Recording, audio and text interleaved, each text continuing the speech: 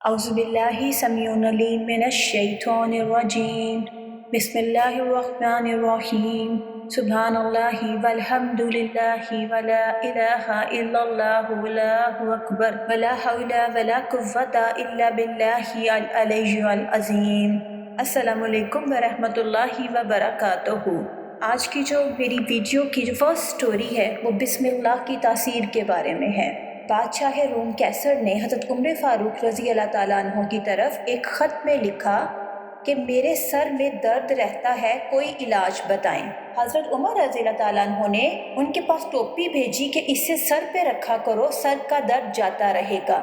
چنانچہ کیسر جب وہ ٹوپی سر پر رکھتا تو درد ختم ہو جاتا اور جب اتارتا تو درد دوبارہ لوٹ آتا۔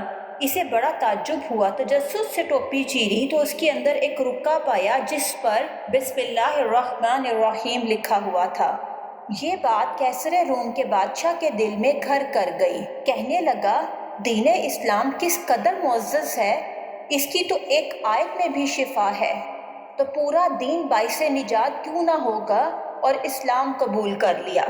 ایک مرتبہ حضرت عیسیٰ علیہ السلام کا گزر ایک قبر پر ہوا جس میں میت کو عذاب دیا جا رہا تھا۔ دوبارہ وہاں سے گزر ہوا تو دیکھا کہ قبر میں رحمت کے فرشتے ہیں اور عذاب کی تاریکی کی بجائے وہاں اب رحمت کا نور ہے۔ آپ کو تعجب ہوا، اللہ تبارک و تعالیٰ سے اس مسئلے کو حل کرنے کی دعا کی تو اللہ سبحانہ و تعالیٰ نے ان کی طرف وحی بھیجی کہ یہ بندہ گنہگار تھا جس کی وجہ سے عذاب میں مبتلا تھا، اس کا بچہ مدرسے میں داخل کر دیا گیا اور استاد نے اسے پہلے دن بسم اللہ الرحمن الرحیم پڑھنا سکھایا۔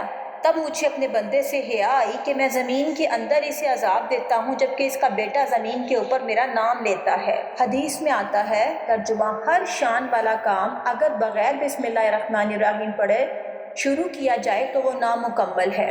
بسم اللہ کی دیکھیں کس قدر تاثیر ہے، اور کی تاکید بھی اتنی ہی ہے کہ ہم جو بھی کام کریں اس سے پہلے ہم بسم اللہ پڑھیں۔ کھانا کھائیں، پانی پئیں، گھر میں داخل ہوں، گھر سے باہر جا رہے ہوں، اسکول میں داخل ہو رہے ہوں یا اسکول سے باہر آ رہے ہوں، کتاب پڑھنے لگیں، کتاب کو اٹھائیں، بس کھانا پکا رہے ہوں یا جو بھی کام کر رہے ہوں، تو اس موقع کی دعا کے ساتھ ساتھ بسم اللہ بھی پڑھنی چاہیے۔ اس سے نہ صرف اس کام میں برکت ہوگی بلکہ یہ ہمارے نبی کریم صلی اللہ علیہ وسلم کی سنت بھی ہے اور ان کا طریقہ بھی ہے۔ جو بھی کام کریں سب سے پہلے اس میں اللہ کا نام ضرور لیں۔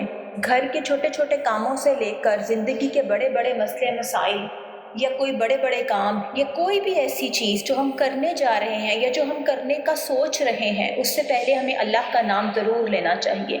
جب ہم بسم اللہ پڑھتے ہیں تو اس کا مطلب یہ ہے کہ ہم نے وہ جو کام ہے وہ اللہ کی مدد سے شروع کیا ہے اور ہم نے اللہ سے دعا مانگی اور اس کام کے اندر ہم نے اللہ کو شامل کر لیا ہے۔